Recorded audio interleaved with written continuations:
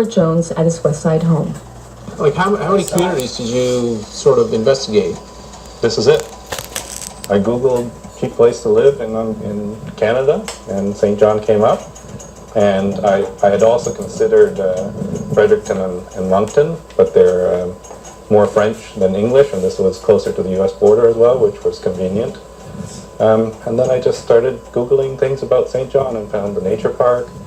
As I mentioned, I found the tennis club in Rossay. It just was a nice spot wherever I went, and the real estate agent was really good.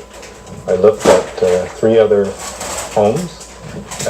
One was too big, one was in a little bit higher traffic area, and then this one just came up, and I fell in love with it as soon as she showed it to me. What did you have on your list? I want to find a cheap place to live, but I want to be able to do some things. Place in tennis, obviously. Yeah. How many things? Like, just what kind of a list did you have? My priorities were tennis, and then mountain biking and hiking. Those were the 3 main goals. And when you did your search, those, you had, well, it looked like they do that down there, so. Oh, yeah. I found the map of Rockwood Park, and I found the park is, I don't know what size, it's 600 hectares or something like that. And then I also Googled sites to see in St. John, and then the list comes up, and you find the nature park. In the meantime, I've been to Black Sands Beach and New River Beach. I've been all over, and it's all beautiful, and you're always near the water, which was a priority for me as well. Had you been to the Maritimes or St. John before? No. In Canada, I've never been to the Maritimes. What did your friends, the family say when you hatched this plan? My mom initially said you're nuts, but then I got her acclimatized to it. That I explained to her, should I work another 15 years or enjoy life now? Play tennis, go hiking, go biking. So it really was a no-brainer for me, and I don't see how others that are maybe in a better situation, that already own $1 million home in Toronto, they could cash it in, come out here, and enjoy the good life. Boy, you really took a leap. How has it gone for you? Oh, fantastic. I absolutely love it. I love the people. I love that there's no traffic. Flights in Pearson are 3,600 a day. Here we have 12. It's peaceful. I couldn't sleep for the first week because there was no noise. Just crickets. So took some getting used to. You think that people who try to promote this area should really pay more attention to people like you, and market the place a bit as, hey, you know what, you can live here for a fraction of the cost. For sure. Yeah, I agree with that 100%.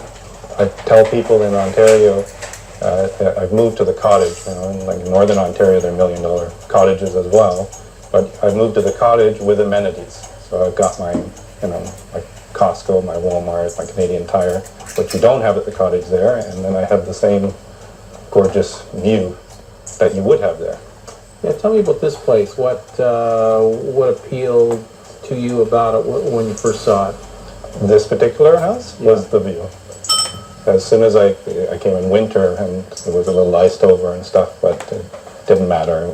I could picture it already blooming, and you can't see it now, but there's wonderful wildflowers everywhere, and as I said, I get visited by the deer daily.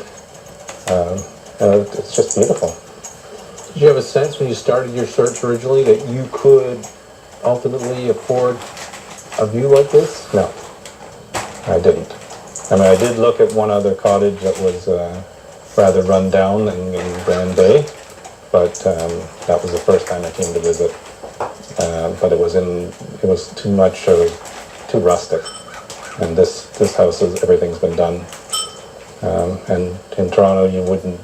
Well, you could probably get this view, but you'd be paying several $1 million for it. I did look up online what you paid for the place. I think it said $110,000. Yeah. So, what would you get in Toronto for that? Maybe a parking space and a condo. No, you'd get 2 parking spaces. Let's not overdo it. Oh dear. Well, that's quite a story. Like, have you ever run into anybody who's done something similar, or? No. And where did you get that idea from?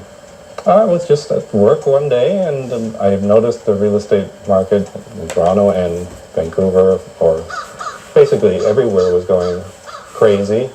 It didn't make any sense, and the choice was work another 15 years or move here and not work and play tennis.